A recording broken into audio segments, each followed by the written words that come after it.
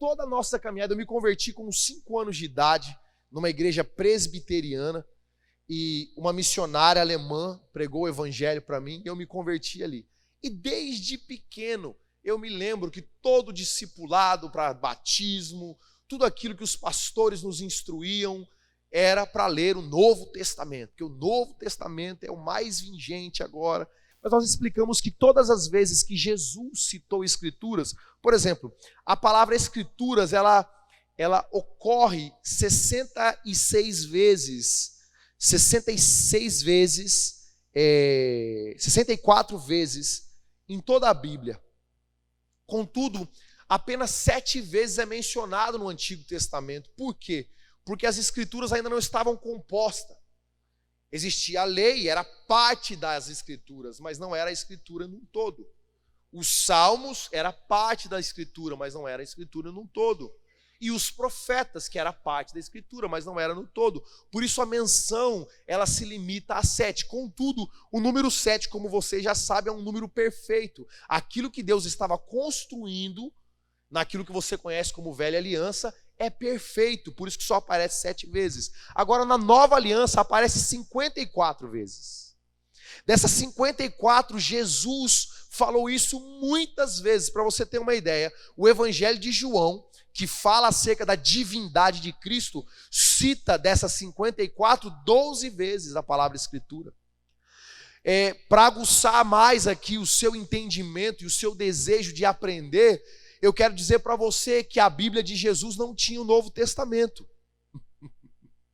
Quando Jesus lia as Escrituras, ele não lia o Novo Testamento. Até porque o Novo Testamento foi adicionado, no canon 200 anos depois que Jesus já havia morrido. Então, todas as vezes que Jesus fala sobre Escrituras, ele estava falando aquilo que a lei, os salmos e os profetas disseram sobre ele. E eu disse aqui a semana passada, eu preciso esclarecer isso, que nós, durante o tempo, ao flagelarmos ou fatiarmos as Escrituras, nós fomos privados de conhecer uma boa parte da história de Jesus, tentando achar que, conhecendo apenas o seu nascimento, a sua vida de 33 anos, a sua morte e a sua ressurreição era o suficiente. Na verdade, não era. Cristo está presente nas Escrituras desde o Éden, desde a criação. Na verdade, Paulo, em um momento singular, eu não sei aonde Paulo realmente estava, se no céu ou se na terra, quando ele escreve Colossenses capítulo 1, do versículo 15 em diante, ele fala que Cristo é o DNA de tudo aquilo que foi criado. Ele diz que tudo foi criado por intermédio dele, por ele e para ele, e não somente isso. Pegando aí um coro com o príncipe dos pregadores, Charles Spurgeon, ele diz que Cristo sustenta todas as coisas. E eu lembro que Spurgeon uma vez pregou, um sermão que as faculdades teológicas ensinam hoje. Pecadores da mão de um Deus irado. E a ênfase daquele sermão era: imagine se o chão, o solo, se tornasse de vidro, sensível, frágil, nós seríamos engolidos. Então, na verdade, nós estamos onde estamos, vivendo como vivemos, mesmo que parece que o caos está instaurado, porque Jesus está sustentando todas as coisas. Amém? Então, é só essa pincelada para você compreender um pouco, e nós analisamos o texto de 2 Timóteo 3,16, que diz: toda a Escritura é divinamente inspirada, ou é inspirada por Deus e apta. E aí Paulo, ele vai explicando para Timóteo tudo aquilo que a Escritura está apta a fazer. Mas quando Paulo diz isso, ele aponta para a lei, para os salmos e para os profetas. E se você quiser entender um pouco mais, leia Lucas capítulo 24, do 21 ao 46, aonde Jesus explica que ele abre em 3 dimensões a vida dos discípulos que estavam indo em um caminho errado. Olha que coisa interessante, hein, irmãos? Para e pensa, se a Bíblia não nos deixa uma grande sinalização. 2 discípulos indo para um lugar errado, Jesus explica para ele toda a escritura, começando da lei, falando dos salmos e dos profetas, e eles agora vão para o caminho certo. Isso aí diz alguma coisa para nós. E a Bíblia diz que eles receberam a abertura em 3 dimensões. Os seus olhos se abriram, o seu entendimento das escrituras, aliás, as escrituras se abriram e o seu entendimento se abriu. E eles agora voltaram para Jerusalém. E eles estavam junto com aqueles 120 que foram empoderados para levar a cabo o que Jesus já tinha feito na cruz. Amém? Então é uma sintetizada muito rápida, porque foi apenas 10 minutos falando sobre isso. Se você devotar a sua atenção àquilo que Deus quer transmitir, você vai compreender melhor toda a Escritura, você vai se localizar melhor quando você lê as Escrituras e você vai entender aonde é que você se encontra na grande história de Deus. Porque a Bíblia é vasta, irmão, a Bíblia é grande, não é? E às vezes, muitas das vezes a gente vê pessoas lendo ou falam, né? Pastor, estou lendo, não estou entendendo nada. Porque realmente é difícil se aproximar de um livro que tem 66 livros. Correto? Ainda mais quando o primeiro que foi escrito há mais de 4.000 anos atrás. Imagine como é que você vai entender, você não viveu lá. Então requer-se uma certa habilidade para nós entendermos isso. E quando eu fui estudar essa parte da teologia, nós estamos dando aula de teologia para vocês aqui agora. Quando a gente foi estudar isso, a gente compreendeu melhor e nós entendemos que poderia ser melhor compreendido por vocês também. Amém? Então vamos lá. Hoje nós vamos ler um texto de Mateus capítulo 1. Abre aí Mateus capítulo 1, por favor. Primeiro nós vamos ler aqui Mateus capítulo 1, versículo 1 e versículo 17. Mateus, na nossa Bíblia, é o primeiro livro do Evangelho, ou seja, dá start ao Evangelho, não é isso? Olha como ele começa o Evangelho. Mateus 1, verso 1 e 17. São 2 versículos. Livro da genealogia de Jesus Cristo, filho de Davi, filho de Abraão. Portanto, o total das gerações é, de Abraão até Davi, 14 gerações. De Davi até o exílio na Babilônia, 14 gerações. E do exílio na Babilônia até Cristo, 14 gerações. Olha só que coisa interessante. Primeiro livro que propaga aquilo que a gente foi ensinado a só estudar. A primeira coisa que esse homem, um perito, Mateus fala de Jesus como rei, não é isso? Mateus fala dele como rei, Marcos como servo, não é isso? Não é isso? Lucas como homem e João como Deus. Então o primeiro homem, esse homem é um perito. Mateus é um judeu, um hebreu, perito na lei. Vivia na época contemporâneo de Jesus. Mateus era Levi, lembra disso? Quando ele vai começar a falar do rei que veio na terra, o que ele faz? Ele diz, esse aqui é a história do rei que chegou à terra. E ele é filho de Davi e filho de Abraão. Ué, por que ele não diz que ele é filho de Deus? Como Daniel profetizou. Por que ele faz uma conexão? Olha só, ele faz uma conexão com 2 partes da história. Primeiro, ele vai até Davi. Depois ele estica a história até Abraão. E ele começa a contar de Jesus de Abraão em diante. Ele começa o evangelho de Abraão em diante. Por que ele começa o evangelho de Abraão em diante? Vamos dar um choque logo de realidade. O evangelho que você conhece não é Mateus, Marcos, Lucas e João. Esse evangelho é parte do grande evangelho. Porque o evangelho de Deus começa muito antes que isso. E Mateus, olha como a gente precisa de zelo ao se aproximar das escrituras. Mateus, ele dá toda a dica para nós. Da onde o evangelho começa? Ele diz, olha, o evangelho começa em Abraão, passa por Davi e chega em Jesus. Pastor, aonde está isso? Passa o microfone para alguém da plateia aí, da igreja aqui, para ler Gálatas 3:8. Olha a dica que um perito que viveu na época, ele não é um homem ocidental, ele nasceu conterrâneo de Jesus, perito na lei.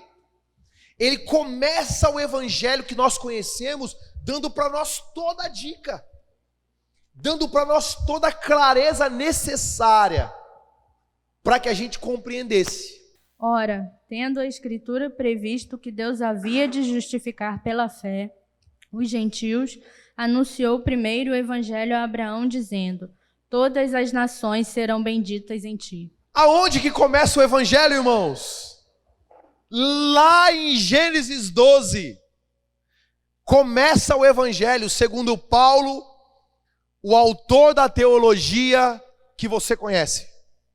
Ele aponta lá para Abraão e diz: olha, ali Deus anunciou o seu evangelho a Abraão. Então o evangelho vem desde lá adiante. Na verdade, o evangelho vem desde Gênesis 3. Só que o termo evangelho não foi mencionado em Gênesis 3. Por quê? Canja, para quem não estava na semana passada.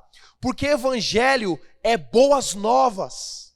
E quando houve uma má notícia, quando houve um erro de percurso, o que é que Deus falou em Gênesis 3? Ele disse: do ventre dessa mulher vai nascer um, que vai esmagar a sua cabeça. Uma boa nova. Nasceu o evangelho. Primeira boa nova em Gênesis. Começamos ali o evangelho. Então veja bem, eu estou convicto no meu espírito e falo isso para você responsavelmente. Toda essa falácia de que nós deveríamos se focar em uma parte das Escrituras foi uma estratégia que não veio de Deus para privar você de receber o pleno conhecimento daquilo que Deus fez, está fazendo e ainda fará na história. E hoje eu gostaria que você saísse daqui, no mínimo, pensando um pouco mais acerca de como você se aproxima das Escrituras. Amém? Glória a Deus. Então, dito isso, vamos partir adiante. Mateus, ele não só dá uma grande dica, dizendo: a história do Messias, do Salvador de vocês, começa em Abraão. Ele é filho de Abraão. Assim como todos vocês nele, Gálatas 3, leia. Como todos vocês neles também são filhos de Abraão. Por isso que por vezes Jesus, quando fala do paraíso, ele anexa Abraão ao paraíso, o seio de Abraão. Quantas vezes ele disse isso? Agora veja bem, Mateus fala outra coisa no seu evangelho, que é o primeiro evangelho da sua Bíblia, que também deve chamar a nossa atenção. Ele subdivide a história em mega blocos. Ele diz: olha, assim, de Abraão até Davi foram 14 gerações. Não está escrito isso que o Cássio leu? Assim, eu vou ler para você. Houve ao todo 14 gerações de Abraão até Davi. Sabe o que Mateus está falando como perito? Aconteceu algo importante de Abraão até Davi. Atente-se a isso. E ele vai adiante dizendo o seguinte: de Davi até o exílio foi mais 14, ou seja, houve algo mais importante ali também. Se atente a isso. E do exílio até Cristo, até aonde eu vou começar a escrever, basicamente o que ele estava dizendo, houve mais 14. O que ele está dizendo? Dentro da história toda do evangelho, houve blocos importantes da história que vocês devem se ater. Olha como ler as Escrituras, permitindo que ela te guie, porque a hermenêutica é basicamente isso, é a Escritura interpretando ela mesma. Então quando eu leio Mateus, eu não leio Mateus querendo apenas dizer: eu li Mateus, agora eu vou para Marcos. Não, eu preciso ler Mateus buscando aqui os indicadores que ele está me dando. Para onde é que eu vou? A partir daquilo que Mateus está me instruindo. Amém? Então eu vou começar com uma visão panorâmica. Vamos lá, agora acho que dá aqui, ó. Olha só, na grande história de Deus, existem 6 atos. A gente chama de atos de Deus, mas houve momentos que foi mais uma intervenção do que um ato. Que dá para você e para mim uma visão panorâmica de toda a história. Você pegar para ler as Escrituras, você vai entender que teve 6 atos marcantes na história. E a partir dali, você vai conseguir se aproximar da Bíblia diferentemente. Quando eu fiz isso daqui, eu lembrei das cataratas do Iguaçu. Quem não foi, vai. Eu chorei quando eu fui lá. Por quê? Porque quando você vai do lado brasileiro, você vê as cataratas como um quadro, uma visão panorâmica. Elas estão caindo na tua frente. Isso é uma visão panorama. A Bíblia é bem dinâmica e complexa, é mais complexa do que isso. Mas a partir disso, eu consigo ter uma visão plena. Primeiro, de tudo que já se cumpriu na história. Segundo, aonde nós estamos na história. E terceiro, aonde a história vai nos levar. Uma visão panorâmica. Amém? Agora, quando você vai do lado argentino das cataratas, a visão já é muito perto. Você vê as cataratas, está aqui, você está aqui, ó. Você está ouvindo as águas, você está sendo molhado por aquele negócio que as águas estão gerando. Então, isso não é tudo, mas é o início. Primeiro ato aqui, ó, 1, criação, é Gênesis 1 e 2. Basicamente, a criação, ela conta algo muito interessante, que às vezes passa despercebido aos nossos olhos. A criação, ela aponta a um momento específico na história, aonde o eterno Deus deixa as suas moradas eternas e desce na terra, aonde havia um caos, para começar a colocar as coisas em ordem, criando tudo. Faz sentido?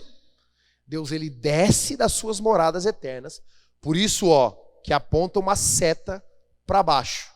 Ele desce e ele chega aqui com toda a sua comitiva e ele vê que a terra era sem forma e vazia.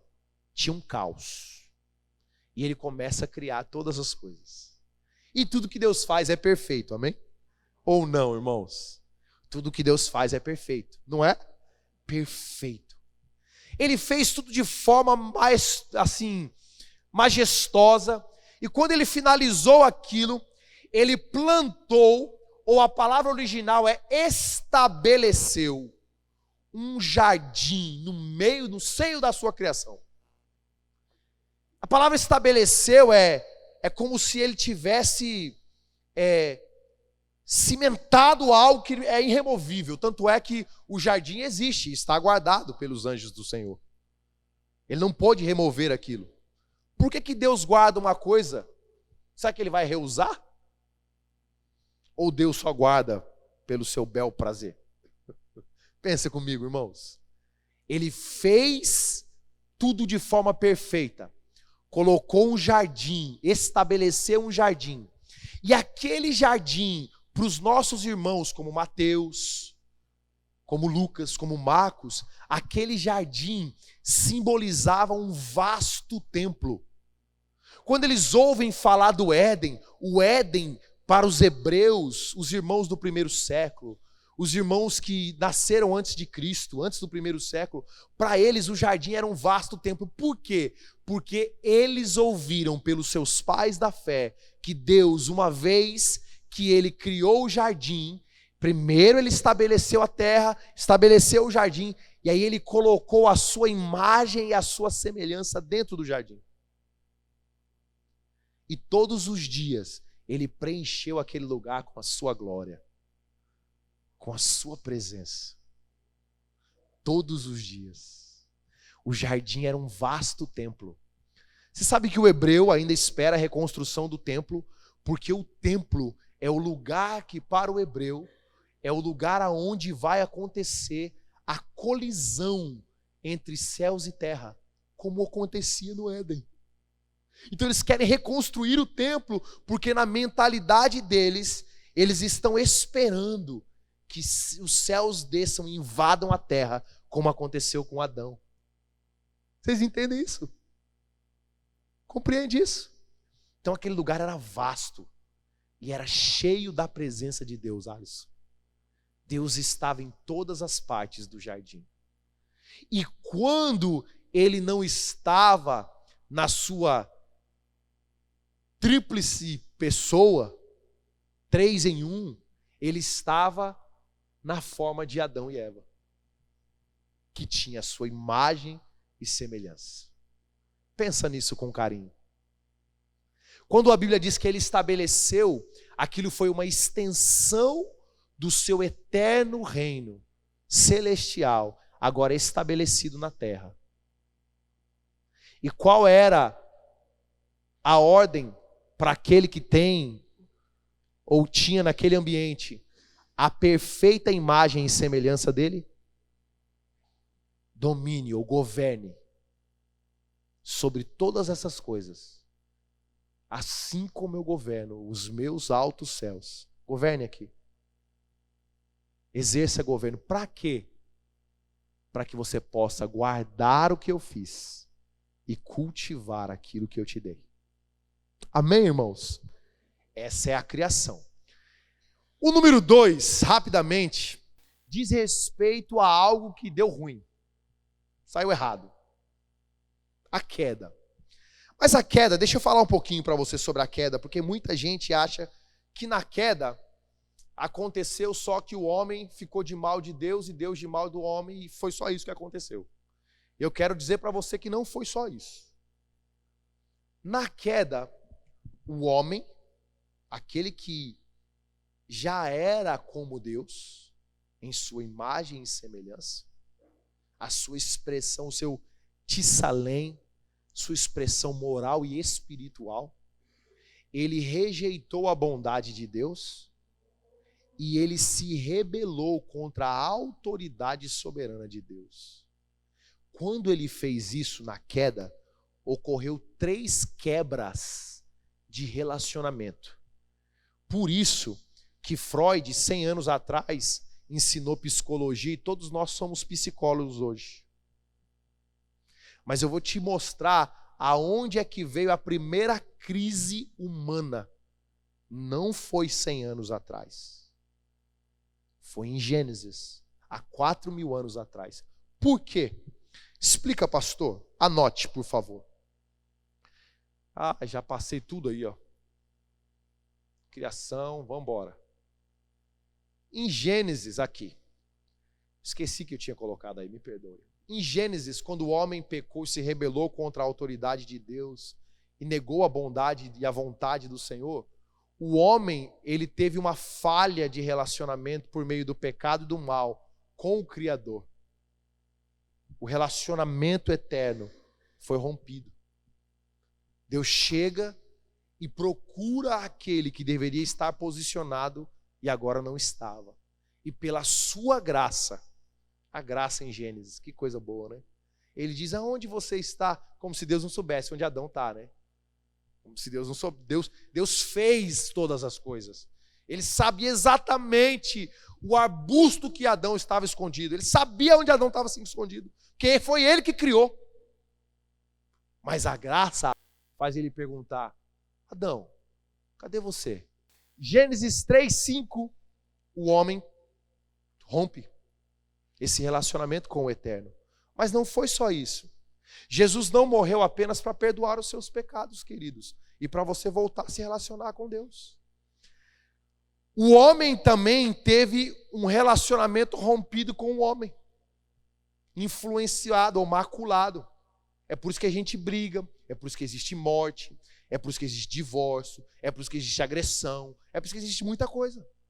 Porque aqui em Gênesis 3:12, o homem agora deixou de ver aquilo que o complementava, começou a ver agora como alguém que o atrapalhava. Eva era a resposta de oração de Adão. Era o que faltava para Adão. Essa é osso do meu osso, carne da minha carne. Ó, saiu de mim. Se ele tivesse na vinda, ele ia falar, che. Agora, agora, entra o erro, entra o pecado, ó, o X lá que vocês viram. O que acontece? Essa mulher não vale nada. Isso é pior do que a serpente, Jesus. Foi basicamente isso que eu quis dizer. Foi essa mulher que você me deu, essa tranqueira. Foi culpa dela. Houve uma ruptura no relacionamento. Então preste atenção, irmãos. Primeiro, olha a sequência. 3:5, 3:12. Olha a sequência. Olha o estrago. Primeiro com Deus, depois com o homem e depois com a própria criação. Gênesis 3:17 Diz assim, a parte B: por causa de ti a terra será maldita. O estrago foi grande, não foi, irmãos? Posso falar algo para você? Aquele panorama vai ajudar, mas quando você mergulhar melhor em cada etapa de Deus, você vai valorizar tanta coisa. Por exemplo, você vai compreender o efeito colateral do seu pecado. Segundo, você vai compreender o efeito colateral da glória de Deus quando tudo era perfeito. Essa fase do X, que é a cruz tombada, ela não está só resumida em Gênesis 3. A queda, vamos estudar a queda, vamos estudar Gênesis 3. Não, a queda, ela tem o seu relato a partir de Gênesis 3 até Gênesis 11, que foi o ápice da maldade e da influência pecaminosa no homem, aonde surge um homem chamado Nimrod, que abre o próprio ventre da mãe para saber da onde ele saiu. E qual era o desejo daqueles homens lá em Gênesis 11? Era por meio das suas habilidades alcançar o lugar que outrora voluntariamente vinha para a terra. Vamos construir uma torre. Vamos chegar até o céu. Porque eles ouviram falar como era lá no Éden. Quando você cantar, assim como era no Éden, assim será novamente. Irmãos, pensa nisso com mais carinho. Porque lá era super mega Power Ranger. Era muito bom. Tanto é que o homem caído, no ápice do pecado, ele tenta alcançar o céu. O homem se voltou contra Deus de uma forma, e houve o que naquele momento da queda? Houve o que, gente? A Gleice sabe. Houve a divisão das nações. Não foi isso que aconteceu?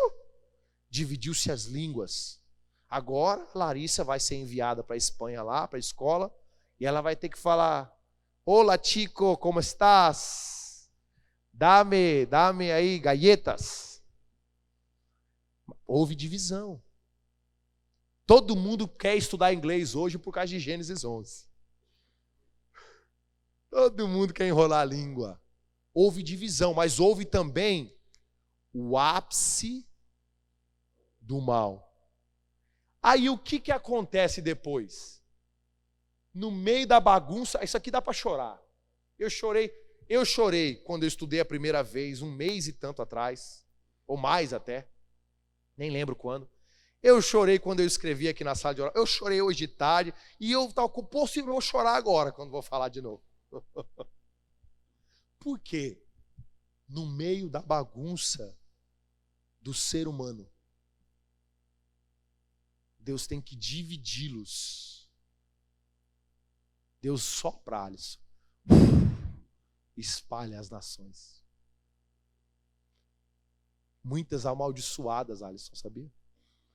E aí no meio de Gênesis 11, e aí vem Gênesis 12, Deus fala: no meio de toda essa maldade, no meio de toda essa bagunça, o mundo sob maldição, Abraão, sai da tua tenda, do meio da tua parentela, e vai para uma terra onde eu lhe mostrarei. Abençoarei aqueles que o abençoarem, amaldiçoarei aqueles que o amaldiçoarem. E aí vem a chave. E por meio de ti, Abraão, todas essas nações que agora estão malditas serão benditas. Que Deus é esse, irmãos? Fala a verdade, que Deus é esse? Se Deus não é gente, se Deus é maravilhoso, cara, eu vou alcançar todas as nações, Abraão. O homem achou que ele estragou com tudo, não. Eu só tive que separá-los assim, mas eu vou dar um jeito, Abraão, de alcançar todos, e todos eles serão abençoados. Cara, isso é muito poderoso. É muito poderoso. Isso é demais, irmãos. Isso é demais. Sabe por que você conhece a Jesus e você chora e você tem a esperança eterna? Por causa dessa promessa aí, ó. A semente de Abraão, que não é Isaac. Está escrito em Gálatas 3, irmãos. A semente de Abraão é Cristo. Isaac foi um meio pelo qual Deus gerou uma promessa, deu continuidade a uma promessa. Quando você lê Gênesis 12, até o início do reinado de Davi, esse mega bloco, sabe o que ele está falando? Deus fez uma promessa. E não importa o que você faça, Abraão, eu vou cumprir a minha promessa. Que legal, Poli. Desce Abraão para o Egito. Não importa. Você mentiu. Abraão, não, eu fiz uma promessa, eu estou envolvido com ela. Rei, não toca a mulher desse cara.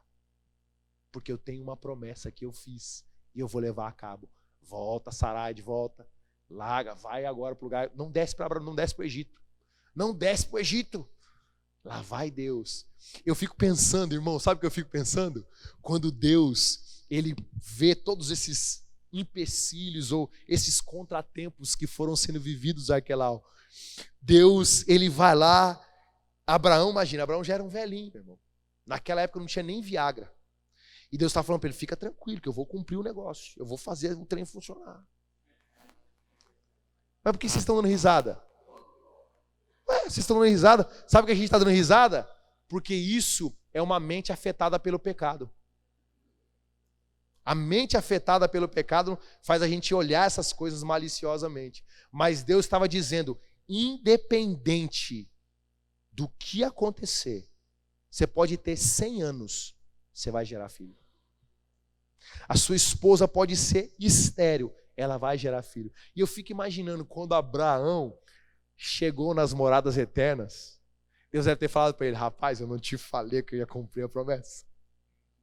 Fala a verdade, eu fico pensando, eu falei para você, você não acreditou, velhinho. Você não acreditou, macho. Eu estava querendo me revelar para você e você não acreditava. Agora fica mais fácil, quando eu leio de Gênesis 12 até o início da vida de Davi, o que tem lá? Uma promessa. Lá vai falar que Deus é fiel para cumprir a promessa. Então de Gênesis 12 até Davi, tudo que você vai enxergar é Deus é fiel para cumprir a sua promessa. Esse mega bloco que Mateus ensinou. Amém? E é interessante que Deus escolhe um povo que se fosse você, você não escolheria. Ô povinho, pior do que brasileiro, irmãos. Povinho ruim. Um professor de Antigo Testamento meu, chamado Luiz Saião, agora ele está andando mais. Luiz Saião diz assim, olha, esse povo era tão ruim, tão ruim, tão ruim, que era pior do que carne de cobra. Se jogar no mato, o mato devolve. Era desse jeito esse povo. Só que olha o que Deus faz para eles. Compreenda o porquê da lei nas Escrituras. Deus, ele, por meio da lei, ele agora encaixa esse povo como um povo diferenciado dos outros povos. Então, olha só. Prova disso era, todo mundo pode comer o que quiser, vocês não. Por quê? Porque vai fazer mal para você? Não, porque vocês fazem parte de um povo pelo qual eu vou cumprir uma promessa. Então, vocês são um povo separado. Eu coloquei algo aqui para vocês compreenderem. Eu não vou poder falar isso hoje, não sei quando eu vou falar, mas nessa etapa, existem muitas respostas aos porquês. Eu mesmo, irmão, eu fui abrindo a mente sobre os porquês. Porque eu não entendia. Pastor, imagina. Pastor, há 10 anos, não entendia. Não estou falando a verdade. Se eu não entendia, irmãos, que dirá alguns irmãos, imagina. Eu não entendia, eu gosto de ler. Eu não entendia por causa de alguns porquês da lei. Não entendia. Mas quando você compreende que Deus ele leva a cabo a sua promessa por meio de um povo, esse povo precisava ter algumas singularidades. Esse povo precisava comer diferente, se vestir diferente, se casar diferente, ter leis diferentes. Tudo eles precisavam ter. Até o que acontecer? Até a promessa se cumprir. Amém? Então, alguns porquês aqui serão respondidos, mas quando Cristo vem, muitos daqueles porquês da lei são cumpridos. Muitos.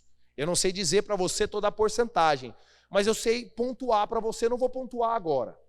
Tá bom? Vou colocar isso lá mais adiante. Mas muitas coisas foram preenchidas. Por exemplo, a lei da comida, ela já não precisava mais ser vivida. Por quê? O pão vivo que desceu do céu agora estava entre eles. Entendeu? Por isso que a consciência de Pedro já poderia olhar aquilo que ele achava que era imundo, porque ele era um cara separado, e comer. Por quê? Porque agora essa nação já havia sido santificada. Como?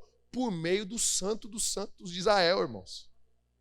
Então, existem muitas coisas na lei que foram cumpridas por meio de Cristo. Mas existem muitas coisas na lei que ainda estão vigentes. Agora, não apenas para Israel, mas para todo o povo. E a gente precisa se atentar a isso. Sabia disso? Por exemplo, quando teve o conselho, Paulo, Pedro, a galera toda, só patente alta. Ali, meus irmãos, chegaram com um caveirão lá em Jerusalém, pararam, desceram, só gente alta. O que a gente vai decidir? Como é que vai ser as questões dos gentios? Eles vão cumprir toda a lei, vão ser circuncidados e tal. Aí eles vêm, não precisa mais de circuncisão, por quê? Por causa de Cristo. Mas eles falam assim, olha, os gentios, eles vão fazer algumas coisas, entre elas ficou duas decididas. Até hoje, eles não podem comer comida estrangulada, sangue. Não pode comer. Até hoje. Não coma. Está na Bíblia, no Novo Testamento, que você gosta. E eles não podem se envolver com imoralidade, de práticas de imoralidade sexual. O resto daquilo que cabe aos judeus, os judeus serão circuncidados. Eles não. Eles vão viver debaixo daquilo que Cristo já fez.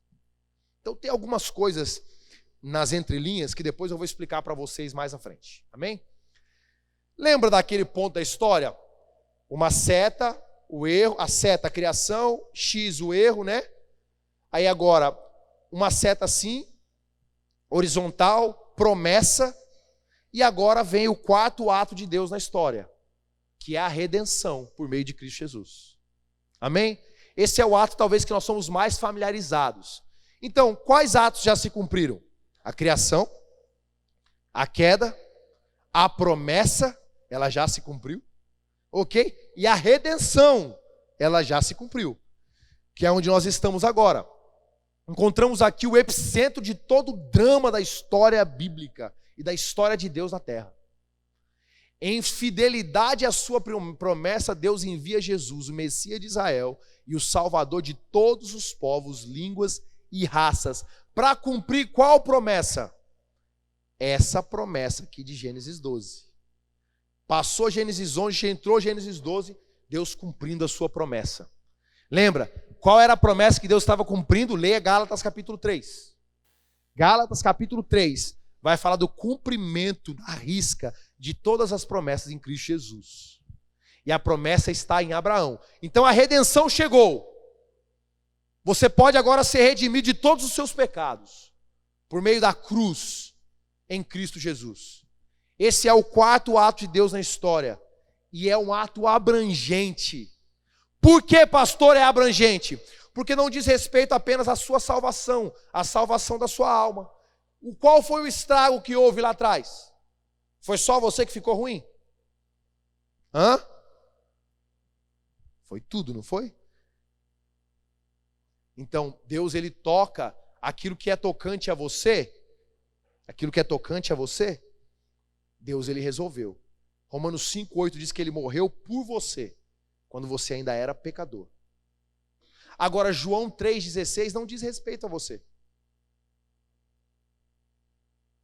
Deus amou o mundo.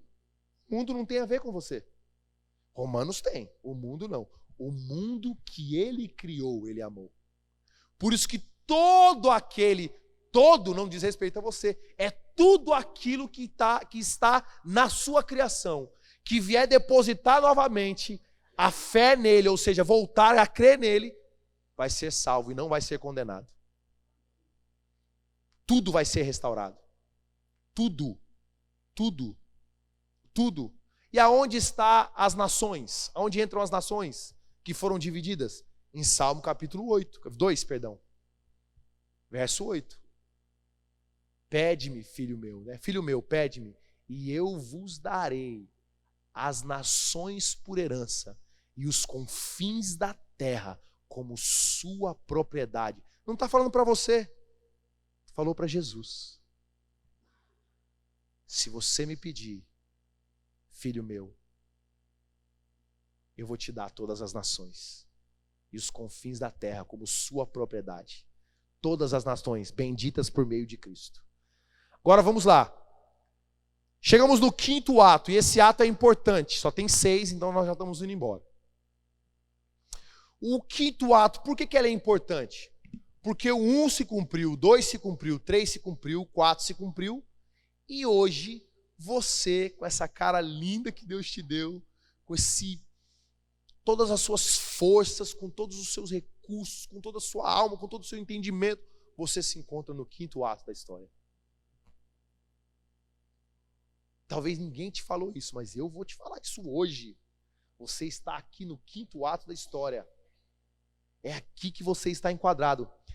Quando você conhece o plano, quando você tem a compreensão do plano de Deus na história, você compreende o que Ele fez, mas você também compreende o que Ele está fazendo. E você também vai compreender o que Ele quer fazer. Não tem aquelas orações, Senhor, fala o que o Senhor está fazendo hoje. Vou te falar agora. Olha só, o 5º ato, depois da redenção e da ressurreição do nosso Senhor Jesus, vem os Atos.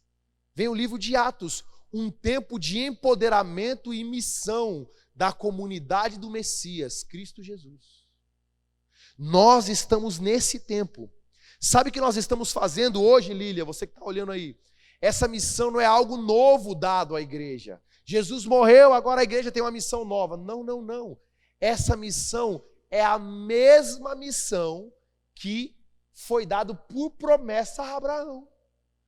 Por que Jesus disse, ide a todas as nações e pregai o quê? O Evangelho. O Evangelho é Mateus, Marcos, Lucas e João, né? Não. Pregai o que eu prometi desde o Gênesis 12. O Evangelho de Deus, que eu vou abençoar todas as nações. Você entende onde você se encontra agora? Você está enquadrado em um ambiente da história, um local da história, onde você vai cooperar com Deus para que todas as nações da terra sejam benditas. É por isso que Deus te deu o fôlego de vida nesse tempo, é por isso que Deus te deu um trabalho, é por isso que Deus te deu recurso, é por isso que Deus deixou princípios, é por isso que nós enviamos missionários, é por isso que nós vamos às nações, é por isso, porque a palavra diz que nós devemos fazer, irmãos. Não foi um pastor, não foi um apóstolo, foi o próprio sumo apóstolo, Jesus Cristo, que recebeu a missão de abençoar todas as nações, e ele agora cumpriu à risca tudo o que o Pai queria que ele cumprisse, e ele agora empoderou a sua igreja para que ela cumprisse os seus atos. É aqui que a gente se encontra. Então, quando você ouvir alguém ser enviado a missões, irmãos, tira o seu dinheiro do bolso, porque não é teu. Você só nasceu agora. Sabe onde você poderia ter nascido? Na época de Abraão. Ter vivido só as promessas. Eu sou grato a Deus. Sabe por que eu sou grato a Deus? Porque eu posso compreender tudo que já foi cumprido e eu posso entender no meu coração que eu estou no último elo do ato divino de Deus na história. O elo que me conecta à eternidade. Por isso que Jesus disse, o meu Jesus, ele disse o seguinte: nascido de mulher, não teve ninguém igual João Batista. Ele colocou todo mundo na sacola, menos Adão, que não nasceu de mulher. O resto, Moisés, estava na sacola. Todo mundo.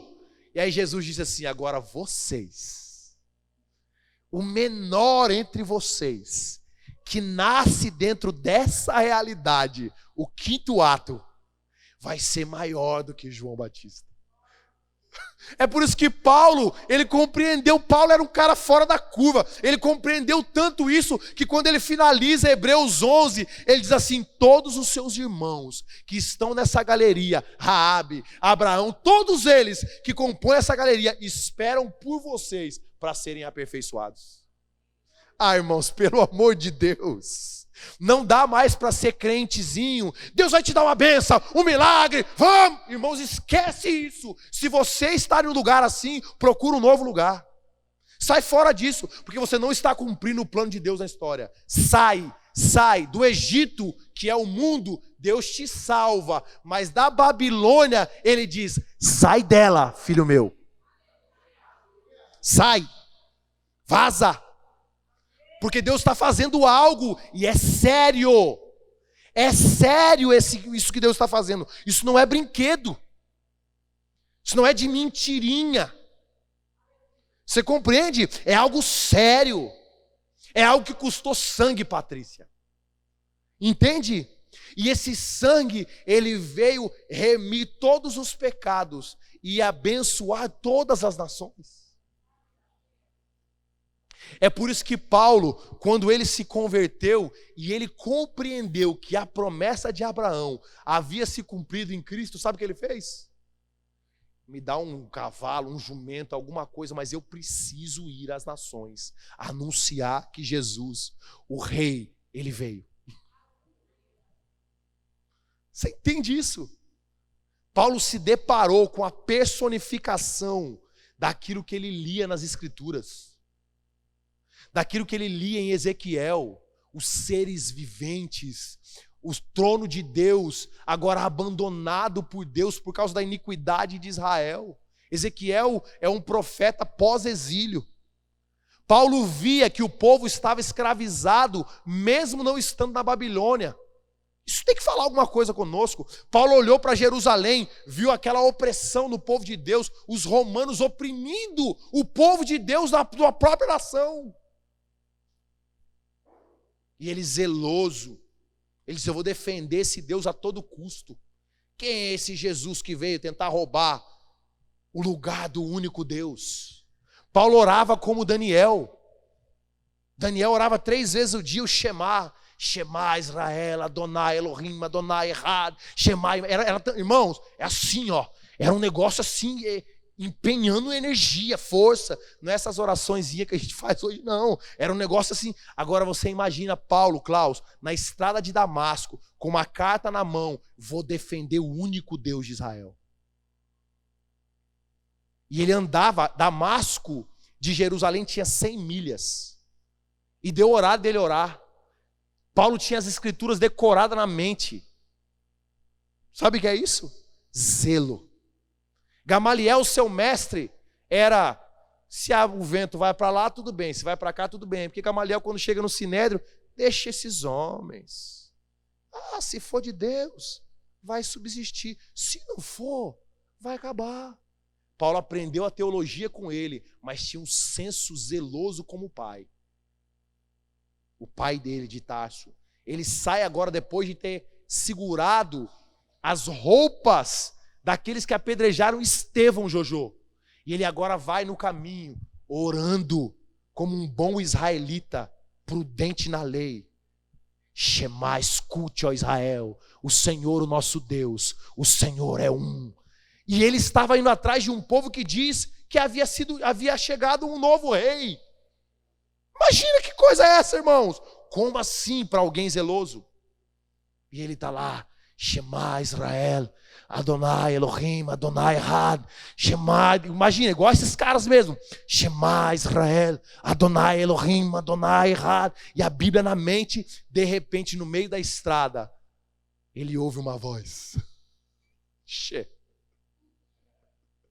Ele começa a levantar a cabeça. Uns dizem que ele estava no cavalo, mas era muito mais provável que ele estava num jumento, porque ele não tinha dinheiro. Ele começa a levantar a cabeça assim. Ele vê as pernas De repente ele vai vendo aquele cuja face resplandece mais que o sol, no seu mais alto fulgor. E uma voz indescritível, que Paulo sabia, Aquelau. Quando ele ouviu a voz de Jesus, ele sabia. Ele disse, o meu irmão Isaías disse que a voz dele é assim, como o som de muitas águas. Paulo não tinha dúvida que era o Messias. Ele não tinha dúvida que ele tinha se encontrado com o rei, aquele que Ezequiel disse que havia abandonado o trono, mas que agora na sua frente tinha se personificado, aparecido e dito a ele, olha, eu vim ocupar de novo o lugar que estava ausente. E assim como João, que era um sacerdote, mas não seguiu o papai, sacrificando o jumentinho ou o cabritinho, e foi para o deserto, Paulo ele diz, eu estou esperando a reconstrução do templo, mas o templo se personificou na minha frente. Ele tabernaculou diante dos meus olhos. Eu vi o rei com os meus olhos. Imagina isso, irmãos. Imagina só isso. E aí Paulo, 15 anos depois, Thundercats, ele escreve Gálatas 3, a semente de Abraão veio, é Cristo. A promessa se cumpriu, irmãos. E agora ele dizia, ouça, ó Israel, o Senhor, o nosso Deus, o Senhor é um, Ele já está no seu trono, Ele já está ocupando de volta o trono. O Messias veio, e Ele não veio do jeito que vocês pensavam, mas Ele veio. Então a redenção é parte aonde nós estamos na história, faz parte daquilo que nós somos e temos e vamos fazer, irmãos. Dê tudo de você para isso acontecer. Dê tudo de você para que as nações da terra sejam benditas. Não seja egoísta. Jesus não veio só salvar você. Jesus veio salvar a sua comunidade. Jesus veio salvar Guarapari, o Espírito Santo, o Brasil, os Estados Unidos, a Europa, a Espanha. Jesus veio abençoar as nações da terra. E Ele vai fazer isso com o meu, com o seu dinheiro, com o meu e com os seus filhos. Ah, meus filhos vão fazer isso. Meus filhos estão envolvidos nessa. Ah, estão todo mundo envolvido. É com a nossa família que Deus vai fazer a sua promessa se cumprir. É conosco que Ele está contando para que as coisas aconteçam. É como se Jesus estivesse dizendo para nós, agora, por meio da minha igreja, eu decidi revelar a multiforme sabedoria. Outrora Abraão recebeu, ainda velho, mas agora Maria, uma virgem, deu à luz aquele que iria abençoar as nações. É nós, somos eu e você, irmão. Se 5 entender aqui, a gente vira kamikaze nesse mundo. Somos nós. Não é a Assembleia de Deus, nem a Batista, nem o Mevan. Somos nós, a igreja. A igreja de Cristo. Aquela que resplandece. Aquela que é a glória do próprio Cristo. Somos nós. E nós vamos fazer isso para quê? Vem o último ato aí. Vem o último ato. Por causa da nova criação. Olha só. A seta final que estava aqui, ó, apontando para baixo, a primeira apontando para baixo, ela representa o retorno de Cristo. Como foi no início? Deus desceu dos céus e veio criar. Como vai ser no final? Deus vai descer do céu para restaurar. Cristo revela como desde o início o eterno Deus está preocupado com tudo aquilo que Ele criou. O que eu falei que Deus tinha guardado lá no início? Por quê? Porque Ele é preocupado. Quando diz em João 3,16 que Deus amou o mundo, não é esse mundo que você vive. Ele amou o mundo que Ele criou.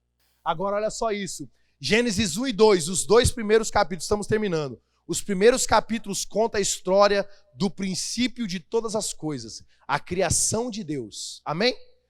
Apocalipse 21 e 22, os dois últimos capítulos, relata como Deus purificará e restaurará a criação ao lugar onde o pecado e o mal já não mais existirão. Quando você ouvir novamente Apocalipse, todas as lágrimas serão enxugadas. É isso que ele está querendo dizer. Nenhum mal vai alcançar mais a sua tenda, Abraão. Eu vou restaurar todas as coisas. Pedro, o profeta do Novo Testamento, em Atos 3, 21, ele diz assim: convém que os céus o contenha até que todas as coisas sejam restauradas, conforme disse os nossos irmãos, os santos, os profetas. Irmãos, a Bíblia ficou viva para mim com esse sino, só com isso. Quando eu olho a Bíblia agora eu choro toda vez. Meleco a Bíblia, coisa boa. E eu falo, Jesus, me dá um jeito para mim poder ir por todo lugar dessa vida. Quero voar. Ah, meu Deus! Essa promessa foi feita nas Escrituras. Eu vou mandar para vocês, se você quiser anotar, em Isaías 65, 17. E ela foi antecipadamente cumprida em Cristo, na sua morte, na sua ressurreição, como diz Paulo em Colossenses. O termo, preste atenção nisso, o termo Emanuel, Poli, é tão real na segunda vinda quanto foi na primeira. Para mim não por dizer a você que será mais real na segunda. Porque Emanuel é Deus conosco, Ele está conosco, mas em uma das suas partes hoje. Mas na sua segunda vinda, assim como era no Éden, vai vir todo mundo. Se você acha que tem culto foguento aqui, culto poderoso, imagina na nova criação, macho. Jesus, Deus Pai, Deus Filho, Deus Espírito Santo, anjos, arquins, querubins, os 24 anciões, os 4 seres viventes. Irmãos, é a galera toda invadindo uma realidade, restaurando todas as coisas. O leão vai pastar, vai comer capim com as vacas, e a gente vai falar: o que é isso? Quando a gente olhar, é a glória de Deus sobre tudo aquilo que Ele criou. Não sei como você vê isso, mas aí eu vou poder falar: Emanuel, Ele está conosco. Você entende isso, irmãos? Isso é sério. E isso é real. Isso é sério e é real. Amém? Vou acabar, tá bom? Tem gente cansada e eu compreendo, é feriado. Feche os seus olhos. Compreenda onde você está na história. Você está aqui para cooperar com Deus. Deus está contando com você. É isso que Deus quer, cara. Que a gente vença a nossa vontade. Que nós vencemos a nossa avareza. Que nós vençamos os nossos desejos para cumprir a vontade dEle. Os céus estão contendo o nosso Jesus, porque a obra ainda está inacabada. É por isso que Deus liberou aquela profecia para os nossos filhos. Os nossos filhos vão ser peritos, sim. Se tem missionário abandonado nas nações, os nossos filhos vão ser autossustentáveis. Eles vão ter para dar para os pais, para os avós, para aqueles que estão abandonados. Eles vão ter, eu creio nisso. Deus tem testificado isso no meu coração. A restauração de todas as coisas é de todas as coisas. Se você não levou a sério, quando eu disse no início, vai ter filho que vai chegar para o pai e falar: pai, o seu nome já não está mais sujo. Deus me deu a condição, eu segui a sua palavra, eu cumpri os seus requisitos. Os nossos filhos não vão ficar correndo atrás do vento. Eles vão ser guiados pela palavra e pelo Espírito da verdade, o Espírito da profecia que paira sobre a nossa geração.